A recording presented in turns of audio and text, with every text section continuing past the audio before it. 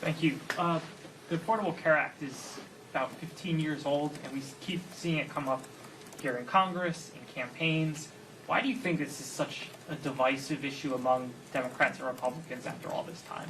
It's not a divisive issue for Democrats, it's not a divisive issue for independents, and it certainly isn't a divisive issue for the American people. The overwhelming majority of the American people, more than 70%, strongly support the Affordable Care Act and the continuation of the Affordable Care Act tax credits because they understand the importance as it relates to making sure that every single person in this country, every single hardworking American taxpayer can see a doctor when they need one, or when their children or their family needs to go see a doctor and get the health care that they need.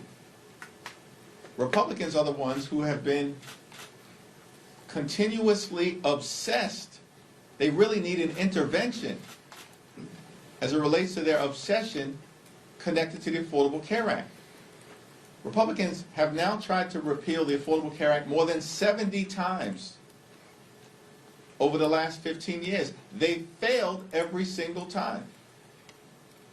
And yet they continue to try to rip health care away from the American people, including their own constituents.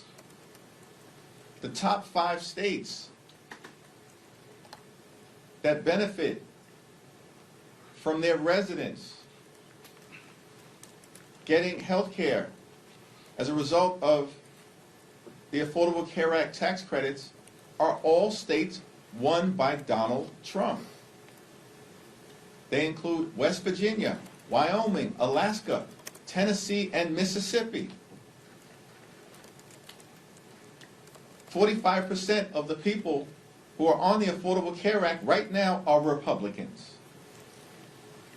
35% Democrats,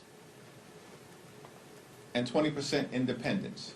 The Affordable Care Act should not be a partisan issue. It's an American issue. Healthcare is an American issue. Protecting hospitals, nursing homes, and community-based health centers, that's an American issue. Standing up for Medicare and Medicaid, as Democrats are doing, that's an American issue. And it's perplexing to us that Republicans refuse to spend a dime to protect the health care of the American people.